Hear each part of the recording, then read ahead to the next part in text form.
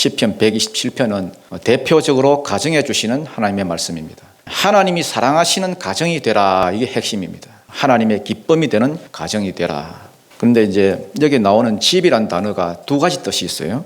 가정이란 뜻도 있고요, 우리 인생집, 인생집 이런 뜻도 있습니다. 창세기 30장에 보면은 야곱이 그 외삼촌 라반에게 말을 하잖아요. 외삼촌은 내 덕분에 이렇게 큰 부자가 되었는데 나는 언제나 내 집을 세우리까. 요때 요 집입니다. 여호와께서 집을 세운단 말은 내 인생집 혹은 가정을 세운다, 이런 말입니다. 그 2절 뒷부분에 보면은 여호와께서 그의 사랑하시는 자, 이런 말 나오죠. 하나님의 사랑을 받는 자가 누구냐, 이게 핵심입니다. 첫째는 하나님이 우리의 가정을 세우셨다, 이걸 믿는 자고요. 두 번째는 하나님이 가정을 지키신다, 이걸 믿는 자고. 세 번째는 하나님이 가정의 모든 일들을 이루신다, 이걸 믿는 자. 다시 말해서 세 가지입니다. 뭘 믿어야 되느냐? 가정을 세우는 것, 가정을 지키는 것, 가정의 모든 일들을 이루시는 것. 이게 어디서 나온다고요? 하나님께로부터 나온다. 이걸 믿는 자, 그것이 하나님의 사랑을 받는 자, 이렇게 말을 하고 있습니다. 저와 여러분도 하나님의 사랑을 받는 그러한 가정, 하나님의 사랑을 받는 그러한 인생들이 다 되시기를 축복합니다. 그러니까 기도할 때도 이 세 가지 놓고 기도하면 되겠죠. 우리 가정을 세우심과 지키심과 이루심, 이거 다 하나님께 있습니다. 이 고백하면 되는 거예요. 첫 번째, 가정을 누가 세우셨다? 하나님이 세우셨다. 이 믿음이 있어야 됩니다. 그게 아니라 내가 뭐 저 여자 좋아해서 만났고, 내가 저 남자 좋아해서 만났고, 그래서 애를 낳고 사는 거지, 내가 내 가정을 세우는 거지, 그런 생각을 가지고 있다면 그 사람은 하나님의 사랑을 받는 자가 아니다, 그런 말을 하고 있습니다. 1절을 보니까 여호와께서 집을 세우지 아니하시면 세우는 자의 수고가 헛되며, 하나님이 집을 세우신다는 거예요. 여러분 이거 믿으십니까? 하나님이 집을 세우신다. 하나님이 내 가정을 세우신다. 하나님이 내 인생을 세우신다. 그러면 이제 중요한 게 뭐겠습니까? 우리의 인생 가운데 제일 중요한 것, 하나님과의 관계죠. 하나님 관계. 하나님과의 관계만큼 중요한 게 어디 있겠습니까? 여러분 삶이 괴롭거든. 그 원인을 자꾸 딴 데서 찾으면 안 됩니다. 여러분 가정에 있어서 만약에 애가 괴로움의 대상이면 애한테서 그 원인을 찾으면 안 됩니다. 그러면 답을 못 찾아요. 남편이나 아내한테서 원인을 찾으면 안 됩니다. 죽어도 답 못 찾습니다. 직장 상사한테서 원인을 찾으면 안 됩니다. 여호와께로 돌아가라. 그래야 답이 나옵니다. 자꾸 내 괴로움의 답을 남한테서 자꾸 찾으면 죽어도 해결 안 돼. 남편 저것만 속 안 썩이면 내가 집안이 조용할 텐데, 자식 저것만 좀 속 안 썩이면 걱정이 없을 텐데, 그거 아닙니다. 근본적인 원인은 내가 하나님과의 관계가 좋은지 안 좋은지 그걸 돌아보셔야 됩니다. 하나님과의 관계가 풀려야 풀리는 거지, 딴 데서 뭐 아무리 풀려고 해보십시오. 안 풀려요. 가정의 답은 가정을 세우신 하나님께 있다. 하나님부터 답을 찾아야 된다. 두 번째는 하나님이 지키신다죠. 하나님이 지키신다. 여호와께서 성을 지키지 아니하시면 파수꾼의 깨어 있음이 헛되도다. 하나님이 지키신다는 거예요. 세우실 뿐만 아니라 지켜주신다. 우리는 뭘 세우고 나면 걱정이 돼가지고 자꾸만 내가 지키려고 하잖아요. 우리가 못 지킵니다. 파수꾼을 세워놔도 못 지키고, 뭐 눈 부릅뜨고 지켜도 못 지켜요. 참 안타까운 게, 우리는 하나님이 세우셨다 그러면은요, 지켜주실 줄도 믿고 더 맡겨야 되는데 자꾸만 자기 힘으로 지키려고 해요. 그런 사람 의외로 많아요. 진짜 하나님의 은혜거든요. 취업도 못할 사람 취업시키고, 결혼도 못할 사람 결혼시키고, 사업도 못할 사람 사업하게 하고, 되지도 않을 사람 되게 하고, 뭐 사명 주시고 뭐 일 주시고, 다 하나님의 은혜거든요. 자기만 몰라요. 자기만. 그래서 그거 지키겠다고 예배도 안 나오고 교회도 안 나오고. 왜냐하면 자기 평생에 그렇게 좋을 수가 없거든. 그래서 그거 지키겠다고. 하나님이 세워주신 것을 자기가 지키겠대. 파수꾼을 동원하고 잠도 안 자고 이것저것 지키겠다고. 사업도 내 사업이 잘 안 되네, 뭐 내 가정 잘 안 되네. 그러니까 안 되죠. 내 사업이라 생각하니까 잠도 안 오고 스트레스도 받고, 자녀도 내 자녀라 생각하니까 자꾸만 열받고 노심초사하고, 내 사업이 아니라 내 자녀가 아니라 하나님이 내게 맡기신 것이다. 이런 청지기 의식이 있어야 흔들리지 않죠. 만약에 여러분 현실에서 일어나는 어떤 문제들만 자꾸만 바라보고 자꾸만 거기에 대응하려고 하면은 인생이 자꾸만 여러분 흔들립니다. 왜? 세상이 흔들리기 때문에. 거기에 일일이 대응할 것이 아니라 절대 믿음이 필요합니다. 절대 믿음. 하나님만 바라보는 절대 믿음. 하나님이 내 인생 세우십니다. 하나님이 내 인생 지키십니다. 어떤 조건이 된다 하더라도 나는 예배드립니다. 어떤 조건이 된다 하더라도 나는 감사하는 자가 되겠습니다. 어떤 조건이 된다 하더라도 나는 사람 바라보지 않습니다. 하나님만 바라봅니다. 사람 바라보면 실망해요.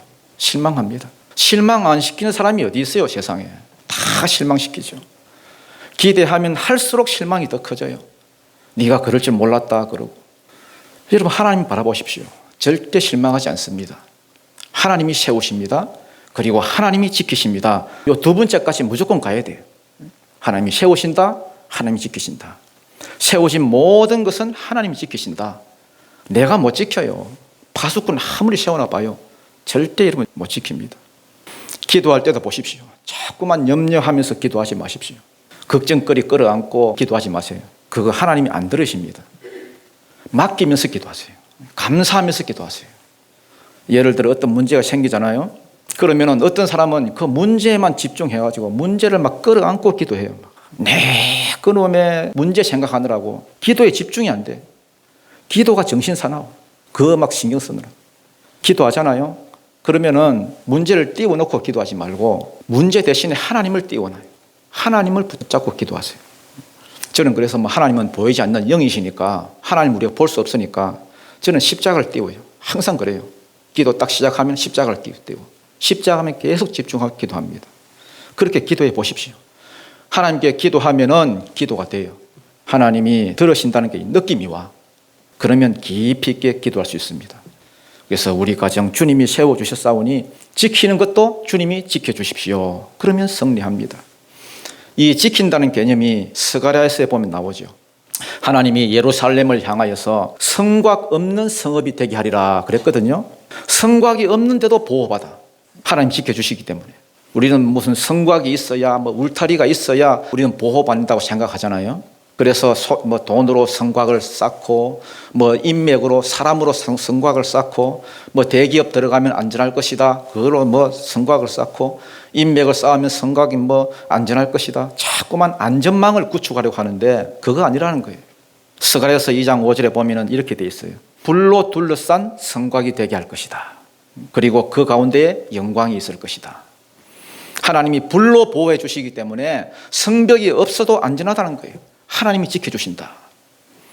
그걸 보여준 사건 하나가 있었죠. 어떤 사건입니까? 아람 군대가 쳐들어왔을 때에 엘리사의 그 사환이 그걸 보고는 주여 우리가 어찌하리까? 우리 다 죽게 생겼습니다. 그러면서 두려워 떨 때에 엘리사가 뭐라 그래요? 두려워하지 말라. 우리와 함께한 자가 저들과 함께한 자보다 많다. 그러면서 하나님 저 녀석 눈 좀 열어주세요. 보게 해주세요. 그럴 때 그 사환이 뭘 봤습니까? 수많은 불말과 불병거들. 우리 눈에는 보이지 않지만 영안의 눈을 뜨니까 보인 거죠. 산에 가득하게 둘러친 거. 그거예요. 불로 된 성곽으로 지켜주신다. 하나님이 성곽이 되어 주시겠다는 거예요. 누구에게? 하나님을 의지하는 자. 하나님 세워주셨습니다. 하나님이 지켜주십니다. 우리 인생이 광야 인생 아닙니까? 하나님이 뭘로 보호해 주셔요? 불기둥으로. 어떤 때는 구름 기둥으로. 이게 하나님의 보호하심이에요. 여러분 가정을 놓고 기도할 때 꼭 기억하십시오. 세우신 것도 하나님이시고 지키시는 것도 하나님이시고. 그러면 세 번째 기도가 뭐가 되어야 됩니까? 하나님이 이루신다죠. 하나님이. 우리가 수고한 것, 땀 흘리는 것, 최선을 다할 때에 그 결과를 주시겠다는 거예요. 아무리 노동하고 일을 해봐요. 하나님께서 결과를 안 주시면, 열매가 안 맺으면 헛수고죠. 그래서 헛수고하지 않는다. 2절 보니까 너희가 일찍이 일어나고 늦게 누우며 수고의 떡을 먹음이 헛되도다. 하나님이 이루어 주신다죠. 헛되지 않아요. 그러면 반드시 열매가 있습니다. 고린도전서 15장 58절을 보니까 견실하며 흔들리지 말고 항상 주의 일에 더욱 힘쓰는 자들이 되라. 왜 주의 일에 더욱 힘쓰는 자가 되어야 되느냐? 수고가 헛되지 않기 때문에. 여러분 하나님 앞에서 한 모든 것은 헛되지 않습니다. 너희가 하는 모든 수고들이 반드시 열매를 맺는다. 그래서 우리가 기도할 수 있는 거 아닙니까? 우리가 그래서 기도할 수 있지요. 왜? 되게 하시는 분이 하나님이니까. 내가 아무리 좋은 계획, 좋은 비전이 있다 할지라도 하나님께서 되게 해주셔야 되는 거지, 하나님께서 이루어 주신다는 거예요. 그러니까 다 맡기고 우리가 기도할 수 있는 거죠. 기도하지 않으면 어떤 일이 벌어지느냐, 늘 사람에게 휘둘립니다.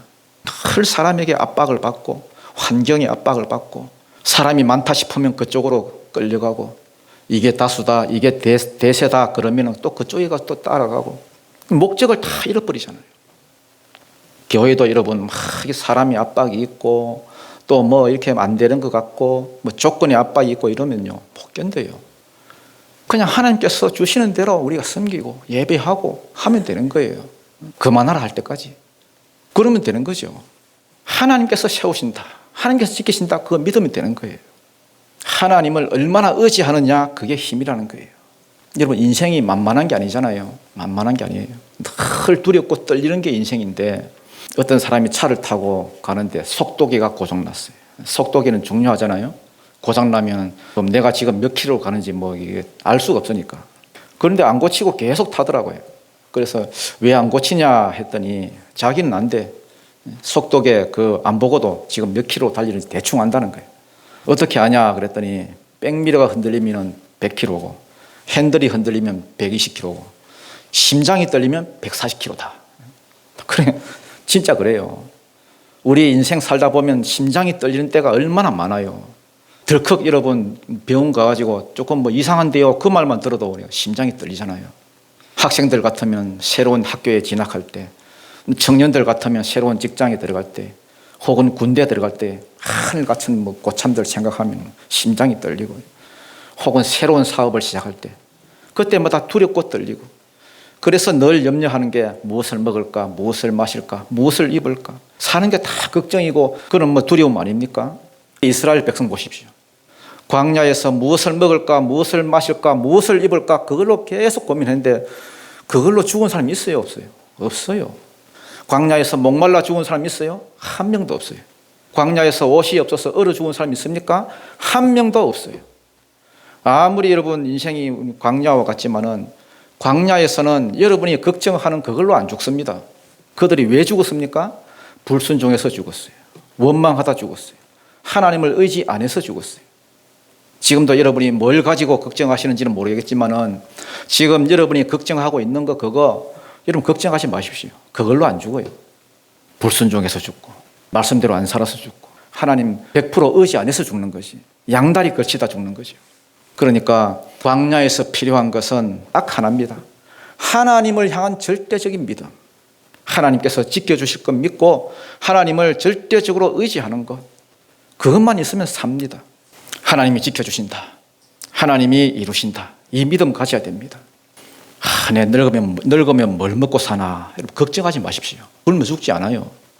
하나님이 먹여주시고 입혀주시고 채워주시고, 공중에 새도 먹이시는 분이 여러분을 안 먹이겠습니까? 하나님이 붙들고 계십니다. 그렇지만 하나님이 도와주시지 않으면 순식간에 다 날아갈 수 있어요. 돈 뭐 10억 뭐 큰 돈 같아 보이지만은 날아갈 때는 10억은 잠깐입니다. 잠깐. 며칠 걸리지도 않아요. 하나님이 보호해 주셔야 되는 거죠. 빌립보서 1장 6절을 보니까 너희 속에서 착한 일을 시작하신 이가 그리스도 예수의 날까지 이루실 줄을 우리가 확신하노라. 결과가 있다는 거예요. 결과가. 끝까지 열매가 맺게 하신다. 그래서 여러분 세 가지 여러분 꼭 붙들고 기도했으면 좋겠어요. 우리 가정 하나님이 세우셨습니다. 하나님이 지켜주시고 계십니다. 하나님이 이루실 것입니다. 그래서 세움, 지킴, 이룸, 이 세 가지가 가정을 위한 기도가 되어야 합니다. 그러니까 맡길만 하죠. 하나님의 전능하신 손에 여러분 가정을 맡기시기 바랍니다. 맡기는 삶을 살 때에 그 결과로 주시는 게 뭐냐? 두 가지의 복을 주세요. 두 가지. 첫 번째, 잠을 주신다는 거예요. 잠. 그러므로 여호와께서 그의 사랑하시는 자에게는 잠을 주시는도다. 요즘 잠을 못 주무시는 그런 분들이 참 많은데, 잠을 못 자니까 힘든 거죠. 수면제 먹어도 힘들고. 제가 지금 기도 제목이 그겁니다. 하나님, 제가 아는 모든 사람이 잠을 좀 잘 잤으면 좋겠어요. 하나님 잠을 잘 잘 수 있도록 평강을 좀 부어주십시오. 갓난아이 때가 여러분 제일 자기 평생에서 제일 잘 자라는 시기잖아요. 한창 자랄 때는 여러분 1년에 20cm가 큰 그런 애도 있더라고요. 아이들은 잘 때 자랍니다. 잘 자라는 애들은 특징이 잠을 많이 자더라고요. 노는 날 공휴일 같은 때는 막 하루에 20시간도 자는 때고 있고요. 잠잘 때 잘 자란대. 성경에도 나오잖아요. 마가복음 4장 27절을 보니까 씨 뿌리는 비유에 보면은 밤낮 자고 깨고 하는 중에 씨가 자란다. 사람이 하는 거 아무것도 없는데 자고 깨고 하는 것만 해도 씨가 자란다는 거예요. 우리도 마찬가지입니다. 주님 안에서 안식을 취하고 이 잠자는 게 얼마나 큰 축복인지 모릅니다. 일할 때 자라지 않아요. 맡길 때 자라요. 숙면할 때 자라요. 안식할 때 자라요. 내가 눈 부릅뜨고 막 설칠 때 자라는 것이 아니라 다 맡기고 예배하고 안식할 때, 편안할 때 엄청 자라게 돼 있어요. 믿음도 자라고 열매도 자라고. 잠은 언제 오느냐? 맡기면 와요. 맡기면. 저희 어머니가 걱정이 참 많아요. 걱정이. 자꾸만 전화가 와가지고 목사야 나 잠 좀 자게 기도 좀 해달라 자꾸 그러는데 그 제가 보니까 걱정이 많더라고요. 자식들 걱정, 남매가 많으니까 또 뭐 손자 손녀 걱정, 뭐 건강 걱정. 그래서 제가 그랬어요 어머니에게.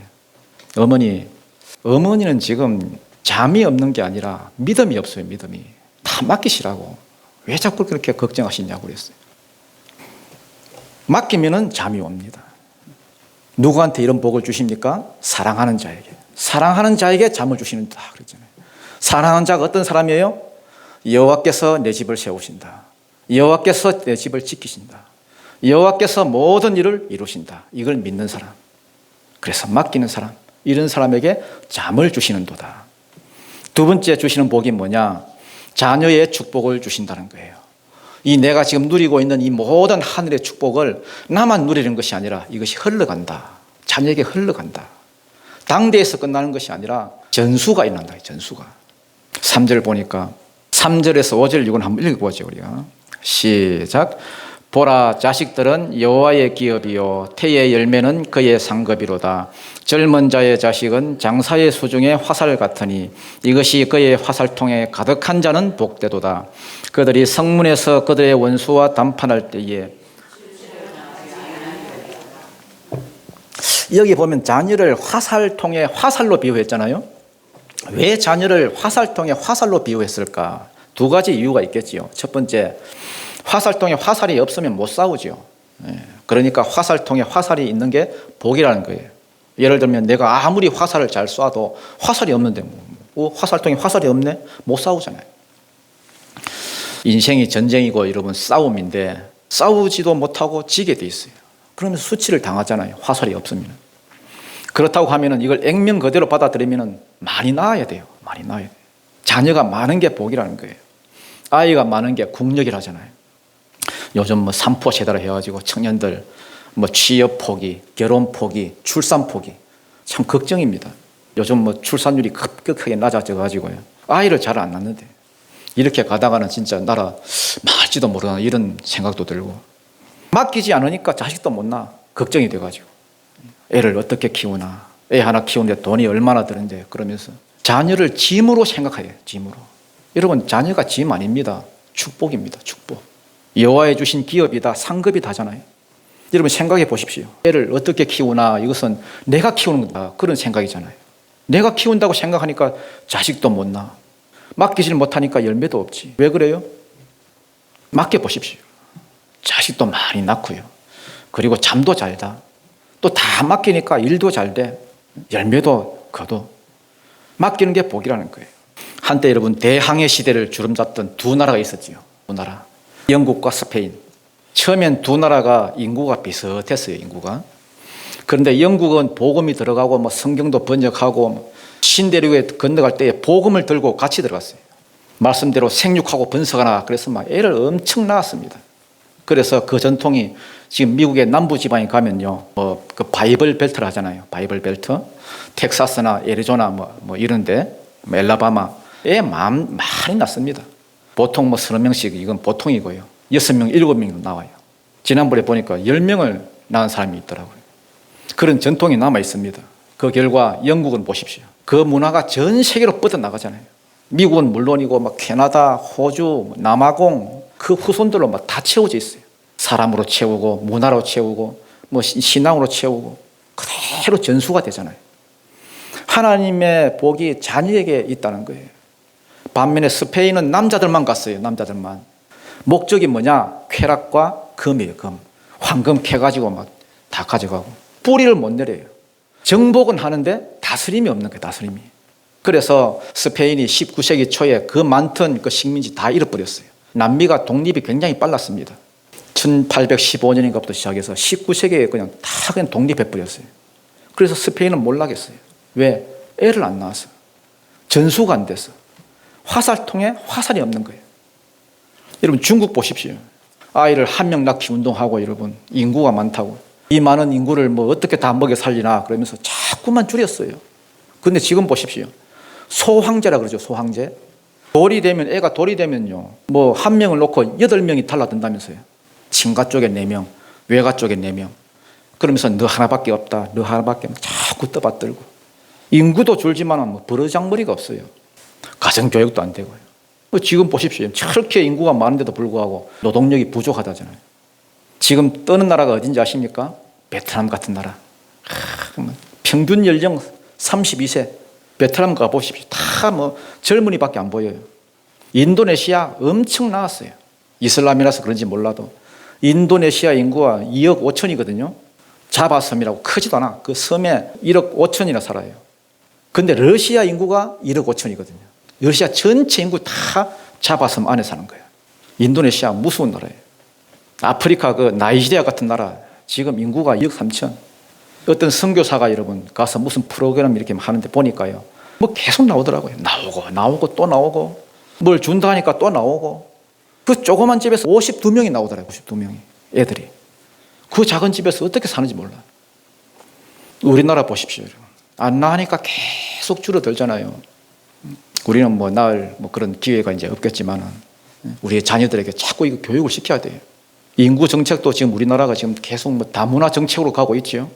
그러면 막 베트남에서 막 몰려올 거고 우리가 그동안 이렇게 놓은 것들 자기들이 짓지 아니한 집에서 자기들이 또 살 거고 어느 지역은 베트남 사람들 어떤 지역은 뭐 캄보디아 사람들 다 살 거고 성경에 보면은 가꾸지 아니한 과수원을 누릴 거라 했는데 그들이 가서 다 누릴 거야.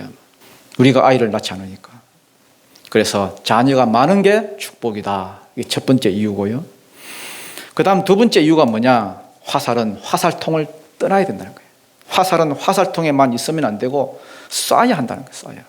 화살을 쏴서 날려보내야 그게 힘이고 그게 능력이지. 그래서 파송하라는 거예요. 파송하라. 품에 안고만 있지 말고 바깥으로 내보내라. 그것도 그냥 내보내면 안 되고요. 훈련을 시켜야 돼요. 훈련시켜서 보내야 돼요. 신앙의 훈련, 기도의 훈련, 어려울 때 하나님 의지하는 훈련. 훈련 받고 나가면 어떤 누구도 감당 못할 끝이 날카로운 화살이 되는 거예요.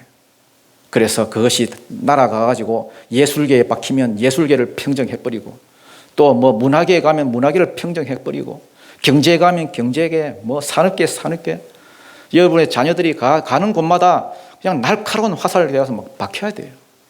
그러면 어마어마한 열매들이 맺힌다는 겁니다. 그래서 말씀을 맺겠는데 그래서 여러분 기도를 해도 이렇게 기도하십시오. 우리 가정에 화살통에 화살이 가득한 그러한 가정이 되게 해 주시옵소서. 그게 우리 자녀, 우리의 손자일 수도 있고요. 혹은 뭐 그게 아니라면 열심히 전도해서 영적인 화살들이 많이 일어나게 해 주옵소서.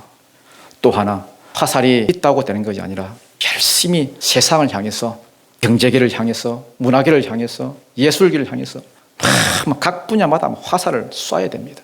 그 화살들이 가서 박힐 때에 변화가 일어나고 이 한국 교회에 또 여러분 가정에 또 우리 교회에 많이 일어나는 그런 축복이 있기를 주님 이름으로 축원드립니다.